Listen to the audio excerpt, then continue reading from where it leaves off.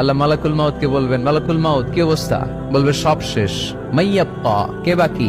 মালাকুল মাউত বলবে জিনেরা বাকি, যাদেরকে দেখা যায় না। আল্লাহ বলবেন জিনদেরকেও শেষ করে ফেলো, রুহু কবজ করো। মালাকুল মাউত আজরাইল জিনদের রুহু কবজ করবে। আল্লাহ এবার জিজ্ঞেস করবে, ইয়া মালাকাল মাউত আখবিরনি মাইয়াব্বা, এবার বলো আর কে বাকি? মালাকুল মাউত বলবে, আল্লাহ মানুষগুলো সব শেষ, জিনগুলাও শেষ, এবার বাকি ইবলিস শয়তান। কে বাকি?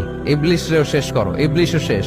আল্লাহ আবার জিজ্ঞেস করবেন, ইয়া মালাকাল মাউতি মাইয়াব্বা, আর কে বেঁচে আছে বলো? মালাকুল মাউত বলবে, আল্লাহ আপনার কথা অনুযায়ী পৃথিবীর সব মানুষের রুহু কবজ করলাম, সব জিনদের রুহু কবজ করলাম, ইবলিসের রুহু কবজ করলাম, এখন আছে শুধু ফেরেশতা। আছে কারা?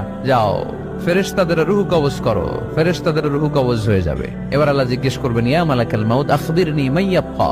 মালাকুল মাউত বলবে, আল্লাহ আপনার কথা মতো ধরে ধরে সব শেষ, ফেরেশতাও শেষ, 4 জন ছাড়া। কয়জন ছাড়া?